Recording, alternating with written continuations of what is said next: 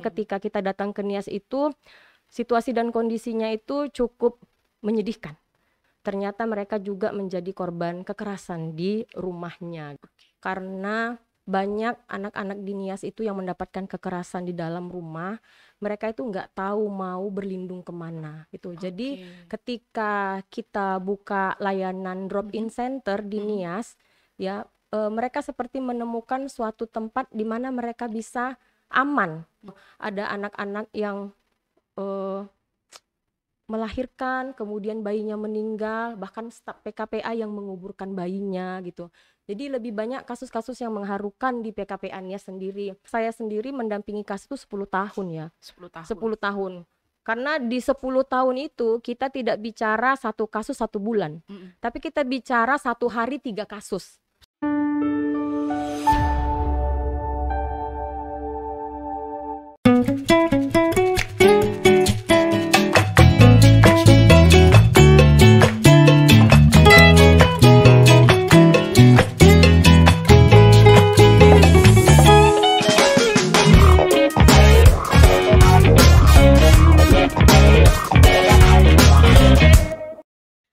Selamat pagi sahabat anak, jumpa kembali dalam segmen Sahabat Anak. Ya, jumpa kembali juga dengan saya, Kak Sony, yang hari ini akan membawa bincang-bincang pagi kita hari ini terkait dengan bagaimana sih bicara tentang lobby advokasi ya. Tapi tenang dulu, kita akan jumpa nanti dengan salah satu bintang yang hari ini sudah hadir di rubrik kita. Ya, kita bicara hari ini tentang Nias, ya. Yang kita tahu Nias ini apa ya? Kira-kira apakah sahabat-sahabat PKPA, sahabat-sahabat anak di Indonesia, Nias adalah kota wisata. Nias yang dikenal dengan budaya lompat batu, budaya tari perang, dan pantai-pantainya yang indah. Walau kita tahu Nias pernah diguncang gempa pada tahun dekade hampir sama setelah pasca tsunami. Ya, nah, tapi tahukah sahabat anak bahwa PKPA juga hadir sudah di sana? Nah, sekarang kita bicara tentang PKPA, bicara tentang PKPA, ada apa sih sebetulnya PKPA di sana? Nah, kita akan bincang-bincang hari ini dengan yang namanya, biasa kita panggil Kak Dani. Nah, Kak Dani ini adalah seorang artis ya, di kota Gunung Sitoli. Sudah merambah dengan para pemerintah bicara tentang kebijakan. Nah, hari ini kita akan jumpa Kak Dani ya. Tapi sebelum ngobrolin tentang itu, kita mau nanya Kak Dani ini, bagaimana sebetulnya Kak Dani ini bisa ketemu dengan PKPA? Oh, panjang ceritanya karena saya sendiri di PKPA itu sudah 17 tahun, tapi dipersingkat aja. Ketika itu kebetulan ada penerimaan lowongan relawan ke Nias pasca terjadi tsunami dan gempa. Memang sih ketika itu dikatakan bahwasanya di Nias itu butuh yang namanya staf advokasi penanganan kasus. Ya karena memang basic saya juga hukum, ya saya terima sih waktu itu walaupun kita nggak tahu di Nias itu mau ngapain gitu ya.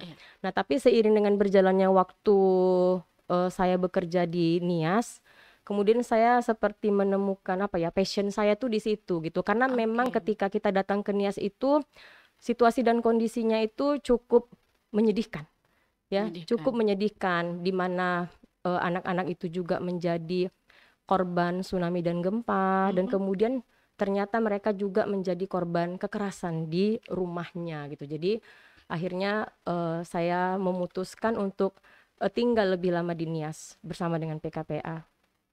Oke, berarti apakah ini yang menjadi daya tarik Kak Dani untuk bertahan di PKPA? Atau ada hal yang lainnya yang membuat hari ini ya sangat lama, 17 tahun. Ini kalau bicara 17 tahun sudah masuk fase remaja ini ya, ke dewasa, mau anak, mau lewat usia anak. Nah, kira-kira apa yang sangat mengikat dari Kak Dani yang kemudian sampai hari ini pun masih memberikan komitmennya dengan PKPA di Kepulauan Nias? Oh, kalau pendapat saya sendiri sih, saya menilai PKPA itu sih bukan kantor. Tapi PKPA itu rumah gitu ya. Karena kalau di Nias itu memang konsepnya kita kan ada rumah aman. Ya di Nias ya. Jadi semua orang yang datang ke kantor PKPA itu merasa aman berada di kantor PKPA. Makanya kami bilang PKPA Nias itu bukan rumah tapi bukan kantor tapi itu adalah rumah. Makanya saya itu juga betah di PKPA karena memang konsep di PKPA itu kan kita semua tuh keluarga gitu ya. Jadi tidak kelihatan kalau kita tuh bekerja di suatu kantor gitu. Walaupun sistem semuanya itu adalah sistem organisasi yang memang ada SOP-nya, ada standarnya, tapi kita lebih nyaman gitu karena orang-orang di dalam PKPA itu seperti keluarga gitu. Itu yang membuat saya betah sampai 17 tahun di PKPA. Dan hal inilah yang paling unik buat Kak Dani. Ya, itu. Karena orang yang datang ke kantor PKPA Nias ya, saya tidak tahu di PKPA Medan tuh mereka bilang ini kantor atau rumah sih? Seperti itu gitu ya.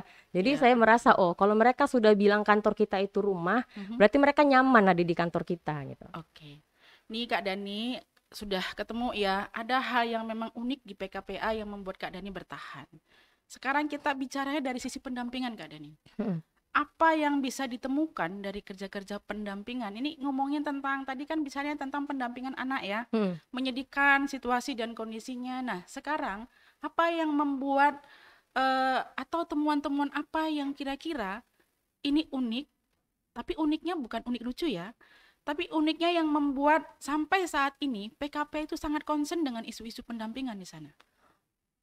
Lebih ke unik sih enggak, tapi lebih kepada mengharukan gitu ya. Karena banyak anak-anak di Nias itu yang mendapatkan kekerasan di dalam rumah, mereka itu nggak tahu mau berlindung kemana gitu. Jadi ketika kita buka layanan drop-in center di Nias, ya mereka seperti menemukan suatu tempat di mana mereka bisa aman. Ya padahal sebenarnya mereka tuh amannya itu berada di keluarganya, tapi ternyata tidak seperti itu kondisinya gitu. Jadi banyak kasus-kasus yang kebetulan saya sendiri yang menanganinya gitu ya. Bahkan anak-anak itu sampai ada yang 2 tahun tinggal di kantor PKPA. Bahkan ada kasus ada anak yang kemudian hamil melahirkan di kantor PKPA. Seperti itu. Ada anak-anak yang melahirkan kemudian bayinya meninggal, bahkan staf PKPA yang menguburkan bayinya gitu. Jadi lebih banyak kasus-kasus yang mengharukan di PKPA-nya sendiri. Bahkan saya pribadi pernah dikejar-kejar pakai pisau. Ya, kita dengarnya ketawa gitu, tapi waktu itu mengalaminya itu benar-benar tragis ya. Kita mau menyelamatkan 2 orang anak, kemudian bapaknya kejar-kejar pakai pisau, ya sampai kemudian anak itu kita bawa ke kantor dalam keadaan dehidrasi. Ada 1 orang staf PKPA yang waktu itu sedang menyusui anak juga, akhirnya bayi tersebut disusui sama staf PKPA. Dan yang lucunya, bapaknya akhirnya berhasil masuk kantor PKPA, malah berdamai dengan istrinya, dan mereka cuman bilang begini, abang gara-gara nggak kasih uang belanja, padahal saya udah mempertaruhkan nyawa mau menyelamatkan anaknya gitu ya. Jadi hal-hal seperti itu yang unik-unik sebenarnya, yang mengharukan yang terjadi di PKPA-nya sendiri. Oke, kalau saya baca beberapa dekade terakhir ya, hadirnya PKPA itu kan memberikan warna ya dari sisi pendampingan. Dan saya lihat PKP itu cukup mendominasi sebetulnya dari kerja-kerja organisasi masyarakat sipil dari upaya perlindungan anak. Karena kasus kekerasan itu sangat tinggi di sana. Saya sampai merinding loh ketika bicara begitu banyak anak ya yang mungkin tragis terbunuh, kemudian perempuan juga gitu kan. Nah ini yang paling katakan berkesan, paling membawa pelajaran baik atau hal-hal yang tidak bisa dilupakan gitu. Ini pendampingan yang mana kira-kira? Dari semua kasus ya? Pendampingan yang paling berkesan itu banyak sih yang berkesan Kak, karena saya sendiri mendampingi kasus itu 10 tahun ya. 10 tahun. 10 tahun. Karena di 10 tahun itu kita tidak bicara 1 kasus 1 bulan. Tapi kita bicara 1 hari 3 kasus. 1 hari 3 kasus gitu. Bahkan saya kadang-kadang sudah nggak tahu lagi gitu korban-korban yang sudah pernah didampingi. Jadi biasanya kalau saya cerita yang saya ingat itu adalah biasanya yang tragis-tragis, seperti pendampingan waktu itu kita di PKPA menerima laporan kasus ada anak disiksa. Saya sendiri datang waktu itu, ternyata itu bukan hanya keadaannya disiksa ringan, tapi sampai waktu saya datang itu darah berceceran di mana-mana, jempolnya itu kukunya sudah lepas, mulutnya koyak, badannya semua penuh dengan memar gitu ya. Yang tragisnya semua orang di kampung itu rumahnya dekat, tapi satu pun nggak ada yang berani Iya. nyelamatkan dia gitu. Ada yang kami selamatkan juga yang harus tidur di kandang ternak gitu ya.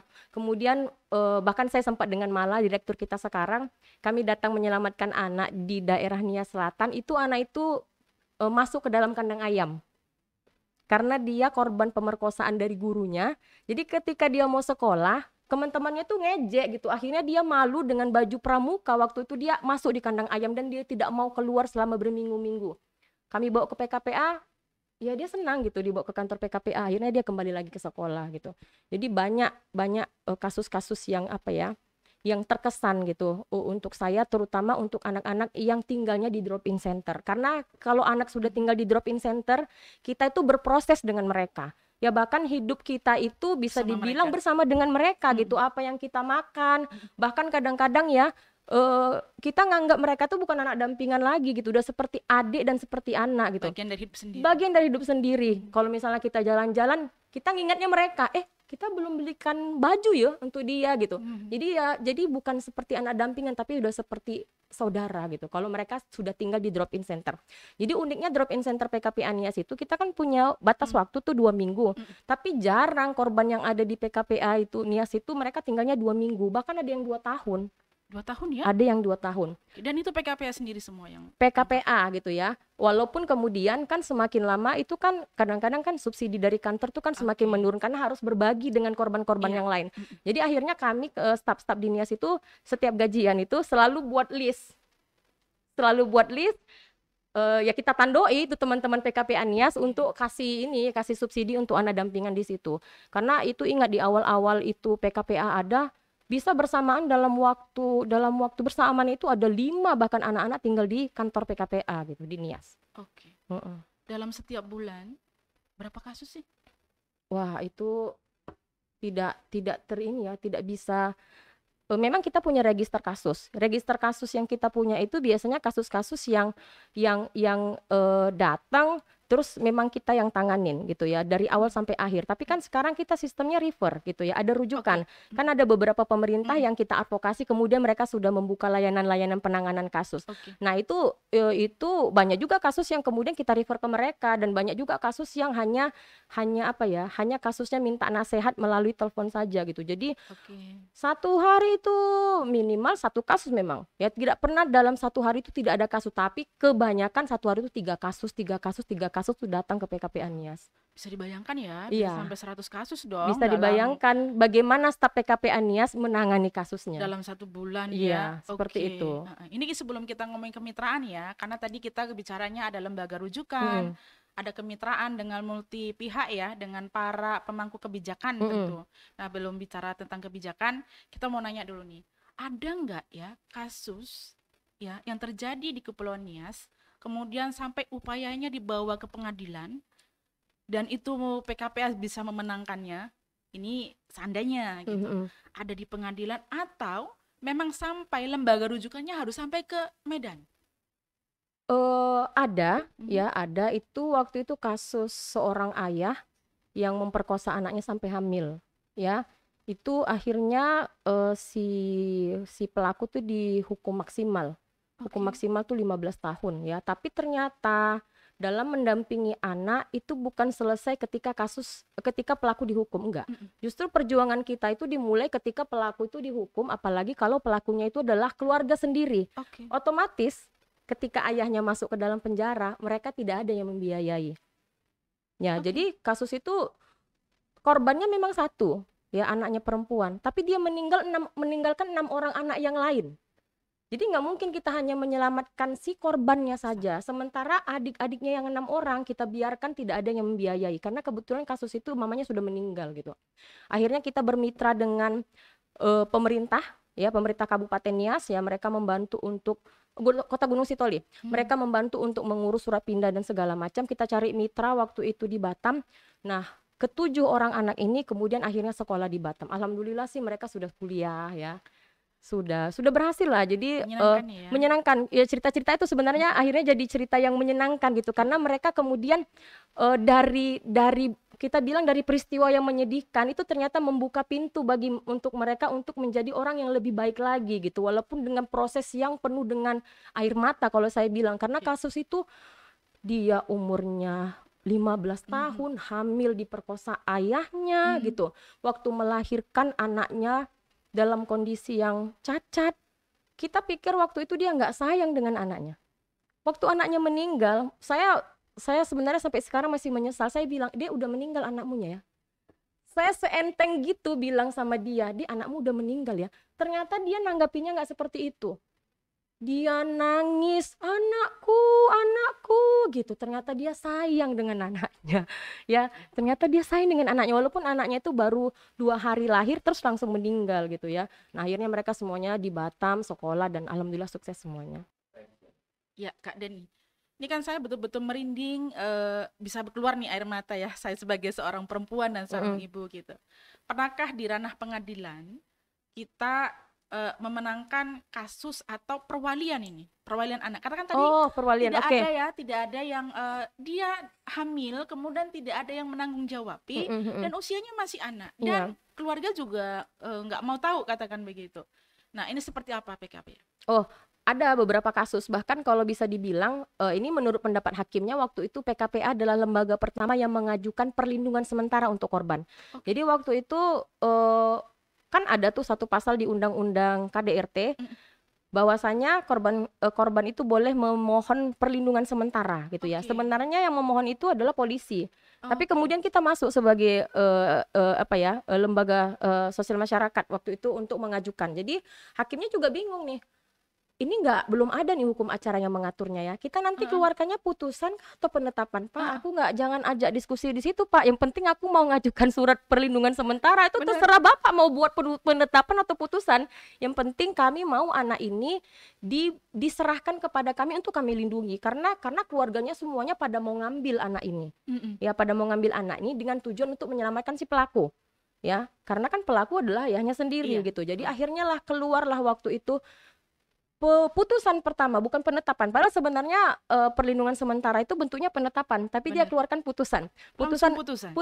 Padahal harusnya dia keluarkannya penetapan karena belum ada kasus seperti itu di Indonesia. Jadi dia tidak tahu mau kiblatnya tuh di mana gitu kan. Jadi dia keluarkanlah putusan bahwasanya anak itu diberikan kepada PKPA untuk dilindungi selama 6 bulan. Jadi waktu itu memang tidak ada orang yang bisa mengunjungi anak itu. Kita selalu tunjukkan surat. Kita punya surat dari pengadilan loh ya, kalian nggak bisa kunjungi. Bahkan keluarga dekatnya sendiri pun kita nggak kasih, karena itu akan mempengaruhi nanti psikologis dia, karena dia sudah lama juga mendapatkan kekerasan dari keluarganya. Dan ada juga beberapa kasus kami melakukan permohonan perlindungan sementara kepada pengadilan, dan itu alhamdulillah sih berhasil, karena memang kita di NIAS itu juga track recordnya juga bagus ya, apalagi kita memang referensi satu-satunya lembaga perlindungan anak di Pulau Nias. Jadi kalau kemanapun kita datang, kamu siapa PKPA? Oh yaudah, masuk aja. Kamu siapa PKPA? Oke, masukkan mereka gitu. Jadi kita nggak begitu susah sih, karena kita memang sudah bagus track recordnya kalau di Nias. Artinya dari semua aksi yang dilakukan PKPA ini membawa dampak pada trust ya, trust kepada pemangku kepentingan. Nah, dengan situasi seperti ini, kapan sih PKPA melakukan inisiasi? Ini kan bicaranya banyak aksi ya, aksi penanganan kasus, aksi bagaimana melakukan proses di keluarga. Nah, titik awal mana yang membuat PKPA akhirnya melakukan lobby advokasi ya, yang kemudian sasaran tembaknya adalah kebijakan di pemerintah? Nah, itu sih akhirnya itu bercermin dari proses pendampingan kita nih kok jalan sendiri ya. Padahal kan tanggung jawab untuk memberikan perlindungan itu kan pemerintah. Tapi kenapa kita yang harus jalan sendiri? Pemerintah sementara tidak, tanda kutip ya, tidak peduli dengan kasus-kasus anak yang terjadi di daerah mereka masing-masing. Apalagi di Pulau Nias itu kita punya 4 kabupaten dan 1 kota. Itu bukan model pemerintahan yang kecil, itu besar gitu ya. Nah, akhirnya berangkat dari kasus-kasus, catatan-catatan kasus ya, kita kan punya semua dokumen resminya, kita punya jumlahnya. Kita akhirnya memberanikan diri kepada pemerintah ya. Kita datangi, waktu itu saya pertama kali lobby untuk kebijakan itu sih di Kota Gunung Sitoli, ya. Nah, tapi kita waktu di Gunung Sitoli itu mainnya melalui pertemuan anak, forum anak. Jadi waktu itu Hari Anak Nasional, kita diskusi dengan anak-anak. Kalau begini nih kondisi di Kota Gunung Sitoli banyak kasus, kita seharusnya bagaimana nih? Oh, harusnya kita punya kebijakan, Kak. Begitu. Anak-anaknya bilang, kita undanglah salah satu anggota DPR sebagai narasumber waktu itu. Nah, jadi di sesi tanya jawab, ini nggak disetting nih, tapi memang anak-anak itu kan karena kita sudah ajak diskusi, akhirnya mereka ngajukan sendiri, Pak, kita buat perda lah, Pak. Perda di Kota Gunung Sitoli gitu. Nah, akhirnya memang kita waktu mencari anggota DPR itu bukan sembarangan pilih orang ya. Kita memang sudah melakukan pendekatan dulu kepada dia. Kita lihat dulu. Oh, ini nih kayaknya visinya sama nih. Visinya sama dengan PKPA. Oke, kami akan undang Bapak itu. Nah, dia tangkap. Oh iya. Kayaknya memang kita harus punya perda ya. Nah, akhirnya perda perlindungan anak di Kota Gunung Sitoli itu inisiasinya dari DPR. DPR langsung? DPR, bukan dari pemerintah. Anggota DPR ini laki-laki atau perempuan? Laki-laki. Oh, laki-laki. Laki-laki, ya laki-laki. Nah, itu kalau di Kota Gunung Sitoli. Tapi kalau di Nias Selatan, di Nias Utara, itu kita yang menginisiasinya. Ya, jadi kita waktu itu diskusi dengan Dinas P5A, dengan Dinas BP2AKB, kita sodorkan kepada mereka fakta-fakta tentang kasus di daerah mereka masing-masing. Terus kami langsung todong aja. Jadi kapan nih pemerintah bergerak? Kami nggak ada dana, kami nggak punya begini segala macam. Kalau gitu kita buat payung hukumnya, Bu. Kita buat perdanya. Oke, katanya. Oke. Tapi uangnya bagaimana? Itu nanti kita bicarakan. Yang penting kalian mau dulu nggak? Nah, mau dulu nggak? Nah, waktu itu yang pertama kali siap adalah Nias Selatan. Nias Selatan. Jadi tahun 2019, 1 tahun itu kita melakukan diskusi, menyusun bersama naskah akademis, menyusun bersama ranperda. Bulan 12 ranperda itu kemudian diajukan ke DPR. Kemudian tahun 2020-nya itu dibahas dan diketok di 2020. Jadi disahkanlah perda Nias Selatan waktu itu perlindungan anak dan perempuan di Nias Selatan. Wow, keren. Gitu. Baru kemudian kita ke Nias Utara. Sama juga seperti itu. Ya, sama seperti itu. Akhirnya kita bahas perda di Nias Utara itu di tahun 2021, 1 tahun. Kemudian 2022 itu diajukan ke DPR, dibahas dan diketok. Disahkan. Berarti 1 tahun juga ya? Iya, 1 tahun juga. 1 tahun proses advokasi kita kepada pemerintah, penyusunannya segala macam. 1 tahun proses mereka membahas. Dan langsung diketok gitu. Iya, tapi ya itu sebenarnya alhamdulillah juga itu kalau saya lihat itu karena memang kepercayaan mereka juga dengan PKPA. Karena kita tidak pernah menyampaikan hal yang bukan fakta. Kita nggak pernah menyampaikan itu. Kalau misalnya semuanya fakta, Pak, kenapa sih kalian ngajukan ini, Pak? Banyak kasus. Kita langsung buka register. Ini, Pak, catatan kasus kami di Nias Utara. Ini catatan kasus kami di Nias Selatan. Jadi mereka nggak bisa berkilah gitu. Karena ada juga kepala daerah, ya. Dulu waktu awal-awal kita advokasi di Pulau Nias, ada juga kepala daerah yang dia masih mungkir gitu. Nggak mungkin ada KDRT di sini. Ya, kalau perempuan-perempuan itu mendapatkan pukulan dari suami, itu bukan kekerasan. Itu bukan kekerasan, itu bukan KDRT. Jadi PKPA itu jangan masuk ke dalam wilayah kami untuk mengobrak-abrik budaya kami, itu jangan. Itu biasa. Itu seperti itu. Yang mirisnya, kita undang beliau di acara Hari Perempuan Internasional, tapi dia ngomongnya begitu gitu. Akhirnya kita tahu, oke, berarti kita advokasinya tuh harus mainnya lain gitu. Nah, jadi seperti itu advokasi yang kita lakukan ya di Pulau Nias. Ini sebelum bicara tentang strategi lobby advokasi ya Kak Dania. Ada yang menarik bagi saya ketika bicara tadi itu ternyata pendekatan awal kebijakan muncul itu mainnya bukan di ranah langsung advokasi kebijakan. Bukan. Tapi ketika ada forum anak nih, gitu ya. Nah, forum anak hadir dan kemudian mereka memberikan warna sampai kepada advokasi kebijakan. Nah nih, pengalamannya seperti apa? Mendorong anak-anak sampai pada level ini berani bicara tentang level kebijakan. Sementara anak-anak biasanya untuk mengutarakan pendapatnya atau berbicara di depan publik itu sangat jarang. Walau kalau kita lihat sekarang dengan perkembangan forum anak udah mulai banyak banyak gitu. Bicara. Apalagi perkembangan teknologi kan gitu. Nah, ini gimana pengalaman? Ya, sebenarnya sih anak-anak itu semuanya tahu, ya, tahu situasi dan kondisi yang mereka alami. Tapi mereka tidak tahu menyampaikannya kemana gitu. Makanya kemudian PKPA itu mengadvokasi adanya forum anak. Jadi mereka itu sebenarnya ingin bilang, tapi kalau tidak ada wadahnya kan mereka juga takut. Nah, melalui forum anak, mereka yang semuanya tahu berkumpul, akhirnya berani bersuara. Nah, jadi kita ambil momen itu gitu. Kita aja sampai speechless ya. Kok mereka berani ya? Itu nggak disetting, nggak setting. Kita nggak pernah nanti kalau ada bapak itu ngomongnya gini, nggak pernah gitu. Pokoknya kita biarkan aja mereka diskusinya mengalir dengan anggota DPR itu dan muncul, Pak kita buat perda lah gitu. Keren. Iya Pak kita buat perda lah, langsung ditangkap sama bapak itu. Alhamdulillah gitu, langsung ditangkap. Oke kita akan inisiasi untuk perda perlindungan anak di Kota Gunung Sitoli. Itu perda pertama kali di Pulau Nias. Ya, kalau saya pikir sih sebenarnya pelibatan anak ya, ini sesuatu yang unik dan menarik. Karena dalam strategi lobby advokasi, ternyata bisa dengan pendekatan anak berbicara. Iya. Ya, pendekatan forum anak.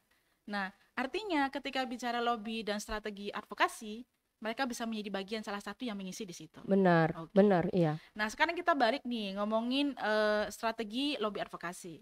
Menurut Kak Dani tadi kan ada pendekatan yang berbeda-beda ya. Yang pertama tadi menggunakan langsung Bapak DPR nih. Yang kalau kita tahu punya suara, bisa memutuskan ya melalui kebijakan-kebijakan mereka seperti itu. Ini strategi apa saja yang digunakan dengan situasi dan kondisi Nias yang cukup keras ya. Dengan budayanya tadi cerita bahwasanya jangan diobrak-abrik dong kampung kami gitu. Dengan budaya kami. Padahal sesuatu yang salah. Nah gitu. Ini lobby dan strateginya seperti apa sih? Nah, kalau kita di PKPA Nias itu menganggap ya semua undangan yang disampaikan pemerintah kepada PKPA itu jangan pernah di-skip. Karena itu adalah forum kita ya dengan secara lantang untuk bisa menyampaikan visi dan misi kita. Nah, jadi saya ingat untuk perda Kota Layak Anak di Kabupaten Nias itu pendekatannya bahkan kita munculkan ketika musrembang. Ya, jadi ketika musrembang itu dibuka sesi tanya jawab, ya biasanya sih tidak banyak yang tanya karena itu kan bagian dari pemerintah juga gitu. Tapi kita sebagai LSM kan punya hak juga bertanya karena kita diundang. Nah, waktu itu kita langsung angkat tangan aja bilang, "Pak, kapan kita punya perda?" Tentang Kabupaten Iya, Layak karena Anak. memang waktu itu di musrembang itu orang-orang yang hadir itu bukan orang-orang sembarangan, itu adalah pemegang keputusan semuanya. Jadi ini saatnya nih. Nah, ketika kita bilang, "Pak, kapan kita punya perda?" Kita punya data kasus-kasus yang terjadi di Kabupaten Nias. Saat itu juga waktu itu saya ingat asisten satunya langsung bilang begini, "Di sini ada kepala dinas BP2 AKB, ada. Nanti segera langsung berbicara dengan PKPA. Setelah musrembang ini kalian bicarakan kapan perdanya." Langsung, Kak. Langsung ya? Langsung. Nah, itu Kabupaten Nias bukan perda yang kita inisiasi, tapi yang kita dorong di situ.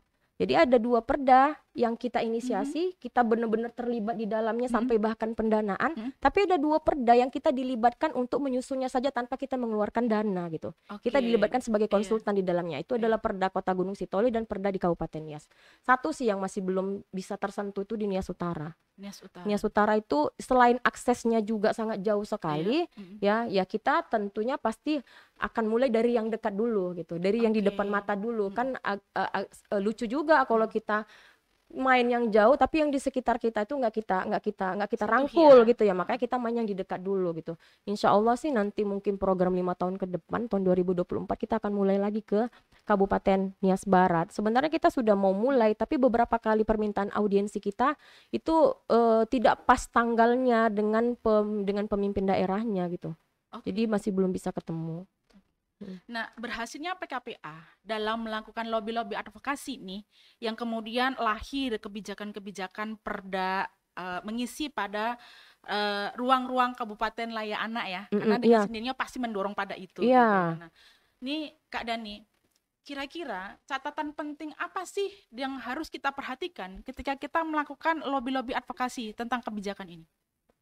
Karena nggak mudah. Yang saya tahu ketika pengalaman saya ketika bicara tentang sebuah belum pun kebijakan, masih menjadi satu rumusan sebuah peraturan, pembahasannya cukup alot di anggota DPR. Iya. DPRD ya, karena kita bicaranya konteks daerah gitu. Nah, ini kok rasanya gampang dan kemudian langsung bisa ketuk palu gitu. Apalagi kita sudah hadir sebagai hanya menginisiasi dan prosesnya mereka lakukan, kemudian kita dihadirkan sebagai konsultan, katakan seperti ini. Wah, ini dinamikanya cukup luar biasa. Ya, yang paling penting sih kita punya data. Itu ya? Ya, itu yang paling penting. Kita nggak akan bisa mendorong orang buat kebijakan, tapi mereka nggak tahu kebijakannya itu untuk apa gitu.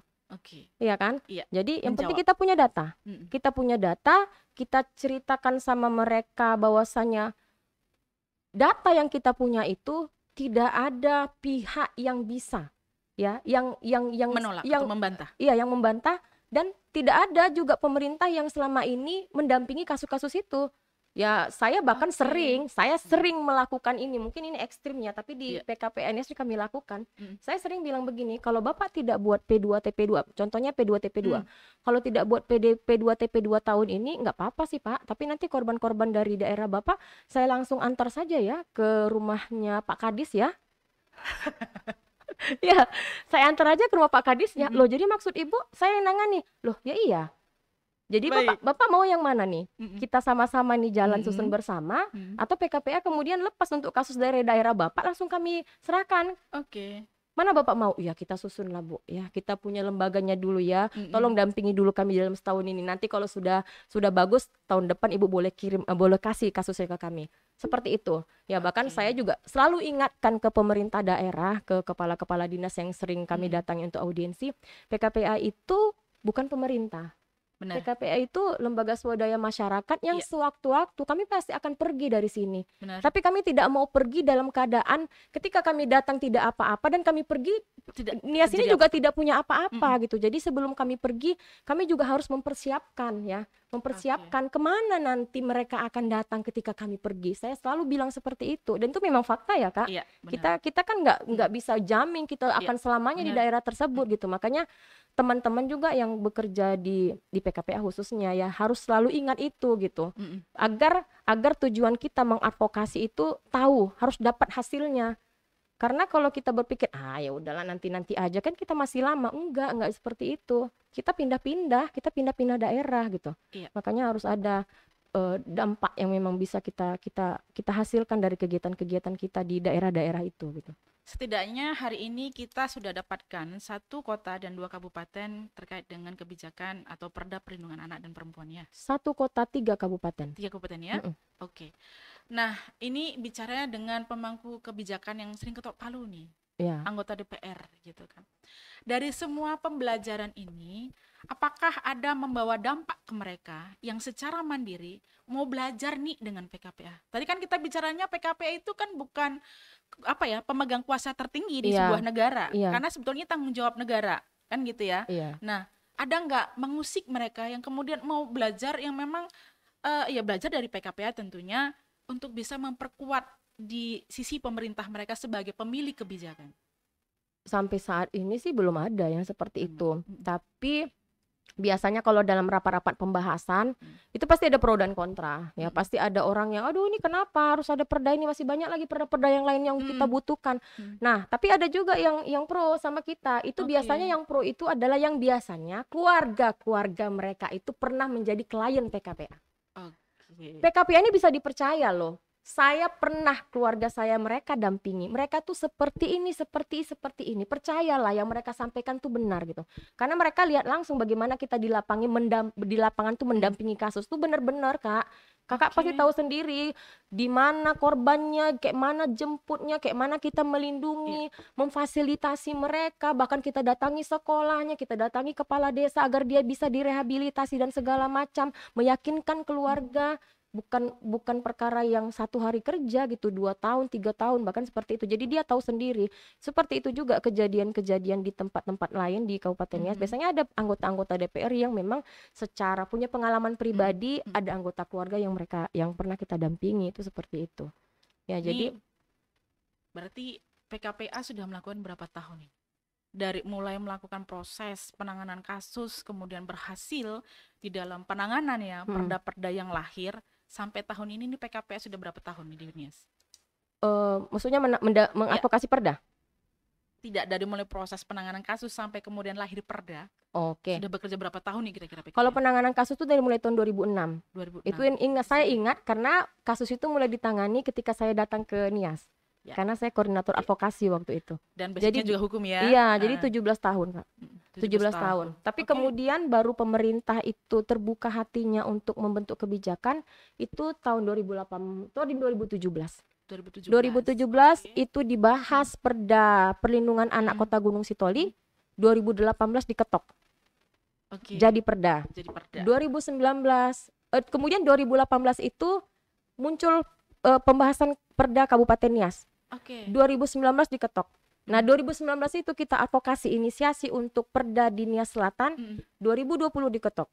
Oke. Ya, kemudian 2021 kita ke Nias Utara, 2022 diketok. Jadi dari mulai 2017 itu perjalanan perda-perda itu mulai bermunculan di Pulau Nias. Menurut Kak Dani, udah cukupkah dengan kebijakan-kebijakan yang ada sekarang sudah diinisiasi? Belum.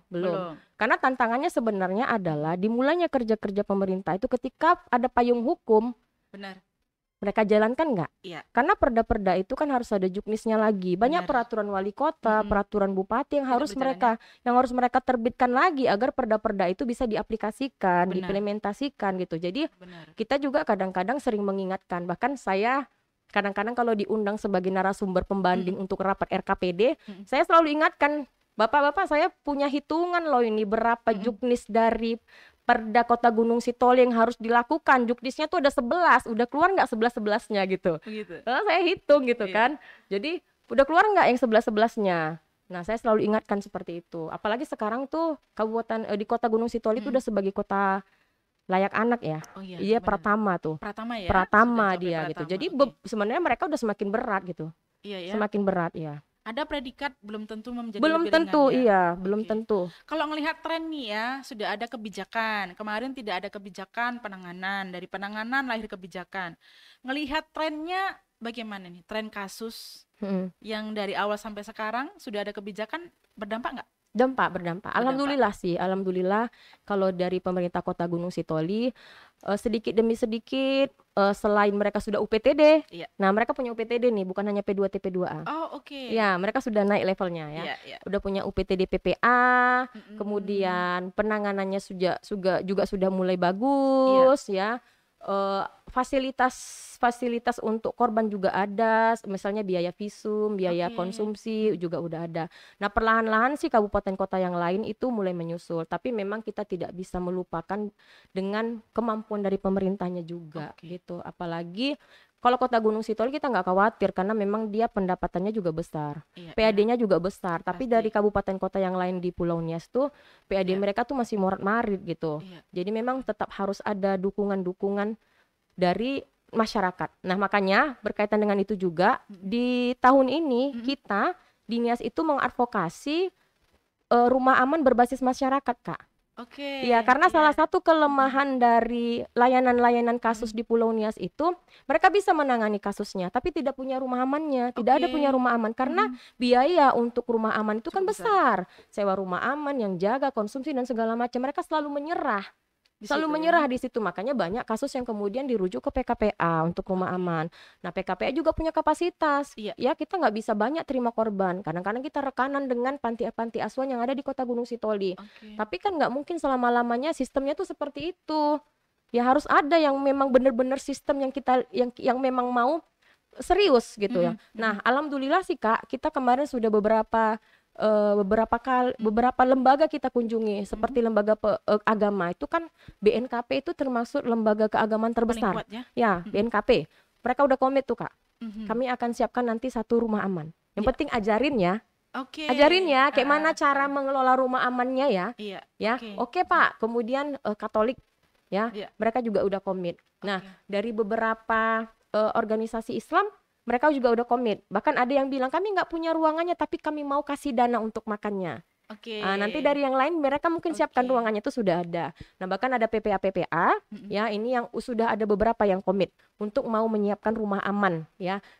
Kami sih bilang minimal lah Bang, rumah aman itu untuk anak-anak PPA juga, karena nggak sedikit juga memang korban-korban kita itu ya.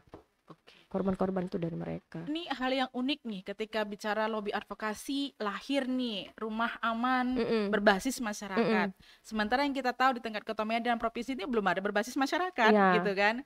Ini berbasis masyarakat. Apa yang membuat berbeda selainnya persoalan orang berkontribusi? Apa yang membuat berbeda dari rumah aman sementara yang tidak ada berbasis masyarakat, kemudian ini berbasis pada masyarakat di luar persoalan kontribusi tadi? Apa yang membuat unik? Yang membuat unik ini sebenarnya adalah korban itu tidak merasa diasingkan.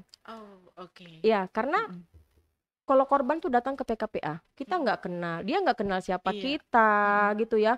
Mereka juga asing dengan suasana di PKPA, ya.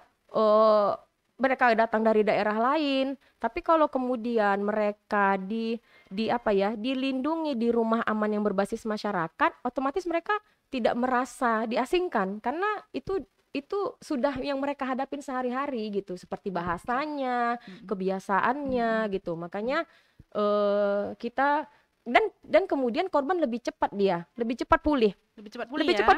Karena kalau misalnya dia ada di PKPA, itu kan kebiasaan korban kan akan berbeda. Nah, ketika dia balik ke masyarakatnya lagi, ke keluarganya lagi, dia seperti gamang lagi, beda. Ya jangan dari kebiasaan, dari mulai suasananya aja pasti berbeda. Namanya kita suasana kantor, dia hanya didampingi oleh satu kakak asuh, pasti akan beda. Ya, tapi kalau dia tetap berada di masyarakat itu, ketika dia pun keluar dari rumah aman itu, dia tidak merasa ada sesuatu yang berbeda karena memang seperti itu. Ketika masuk keluar tuh seperti itu gitu. Jadi kita berharap sih korban cepat pulih. Korban cepat pulih. Jadi tidak yang biasanya pernah catatan 2 tahun, paling tidak dengan standar 2 minggu ya. Sekarang ini ya 2 minggu itu mereka bisa lebih cepat pulih ya. Karena tidak ada yang berbeda yang dijalani. Tidak ada yang berbeda gitu. Seperti itu. Nah, dari rumah aman sementara ini memang sudah berjalan. Kira-kira siapa leadingnya? PKPA sih. Tetap PKPA. Jadi kami sih masih asesmen mana lembaga-lembaga yang komit untuk rumah aman. Nanti kita akan buat SOP, ya kita akan bantu mereka untuk susun SOP. Setelah SOP-nya selesai, kita akan buat pelatihan. Ya karena kita juga mau rumah aman yang kita dampingi inisiasi ini ya tidak jauh beda juga dengan rumah aman kita. Kan kita punya CPP, kita punya kebijakan perlindungan anak, kode etik. Kita juga mau mereka kita juga mau mereka seperti itu gitu. Jadi tanggung jawab kita bukan hanya sekedar tunjuk kalian mau rumah aman, mau, tapi kita kemudian tidak membekali, nggak seperti itu. Jadi kita bekali juga mereka gitu agar anak-anak yang ada di rumah aman tersebut tidak jauh beda keamanannya, perlindungannya dengan ketika mereka berada di PKPA. Sahabat anak nih cukup keren ya yang disampaikan nih, bicara tentang penanganan kasus, lahir sebuah kebijakan. Dari lahir sebuah kebijakan, lahir rumah aman berbasis masyarakat. Kak Dani ini khusus kepada sahabat anak di Indonesia nih. Apa sih rencana PKPA ke depan? Ini sesi pertanyaan saya yang terakhir ya. Rencana apa yang dibangun PKPA ya untuk bisa katakan di Gunung Sitoli dan kabupaten yang sudah diintervensi ini enough, cukup gitu. Apa rencana ke depan sehingga memang ini akan dipastikan jalan ya, yang sudah diinisiasi dipastikan jalan, tapi kemudian apakah PKPA punya nih mau melebarkan sayap ke wilayah yang mana lagi kira-kira begitu? Ini pertanyaan yang terakhir. Ya. Kalau kita sih melihat advokasi kebijakan itu udah cukup ya, bukan udah cukup artinya kita puas, enggak, tapi Perda itu kan suatu kebijakan yang tertinggi di kabupaten kota. Ya, artinya kita sudah nyampe di situ. Kita tinggal lagi memonitoring pemerintah, mengingatkan lagi untuk juknisnya, kemudian untuk mengimplementasikannya segala macam gitu. Jadi untuk tataran pemerintah sepertinya kita sudah selesai ya untuk mengadvokasi mereka. Nah, kita sekarang ini ke depannya sih ingin lebih ke ke kelompok-kelompok perempuan, ke grassroots gitu ya. Karena ternyata kalaupun ada kebijakan, tapi pelaku-pelaku kekerasan itu juga tidak kita edukasi, kekerasan itu akan tetap terjadi. Ya, benar. Ya, ya kan? Nah, jadi kita lebih sekarang ke keluarga-keluarga, bagaimana kemudian keluarga memahami tentang mendidik anak tanpa kekerasan, tentang positive parenting, tentang hak anak, partisipasi anak gitu. Nah, jadi kita sekarang lebih kepada keluarga, tapi kita pakai satu model pendekatan namanya TUSHA, self help approach. Oke. Ya, jadi kita akan mendampingi perempuan-perempuan, kita dampingi perempuannya, ibu-ibunya gitu ya, di kelompok-kelompok. Nah, dari situlah kita kemudian mengedukasi mereka. Jadi kita lebih melebarkan ke arah situ. Oke, ini terima kasih Kak Dani bincang-bincangnya ya. Dari ngomongin tentang lobby advokasi, ternyata perencanaan PKPA di Nias ini masih cukup panjang, jalannya masih berliku. Tapi yang saya lihat ini sebuah keberhasilan besar dan saya senang sebagai perempuan. Artinya ketika bicara konteks anak, kemudian bisa lahir ke akar rumput, menyentuh pada perempuan. Begitu juga dengan pelaku yang harus mendapatkan edukasi juga. Ya, kita berharap sahabat anak, dengan sesi ini paling tidak kita punya pemikiran yang baik bahwa kondisi perlindungan anak-anak dan perempuan khususnya di Kota Nias akan menjadi lebih baik. Iya, cuman gitu ya, satu mau diingatkan untuk kita semuanya juga, bahwasanya kalau kita bicara tentang perubahan itu bukan cerita 1-2 tahun, Kak. Benar. Nggak ada tuh, nggak ada cerita bohong tuh gitu ya, karena saya sendiri mengalaminya 17 tahun Kak saya di Nias. Baru nampak tuh di sini sekarang. Ya, jadi kalau kita ingin mengadvokasi masyarakat, pemerintah, kita nggak bisa mimpi, nanti 2 bulan dia berubah. Nggak seperti itu, nggak bisa. Jadi teman-teman memang harus sabar. Iya. Berarti bicara lobby advokasi membutuhkan waktu lebih panjang. Iya, kira-kira begitu ya? Iya, benar. Oke, Bapak, Ibu, dan sahabat anak di Indonesia, artinya ketika kita bicara tentang sebuah dampak dan perubahan, memang butuh proses, butuh waktu, tapi komitmen itu menjadi harus istiqomah. Iya. Karena kita akan melihat hasilnya nanti di akhir. Mungkin itu bincang-bincang kita Kak Dani ya. Terima kasih atas waktunya. Makasih Kak Sony. Salam sehat, salam perlindungan anak untuk sahabat anak di Indonesia. Terima kasih.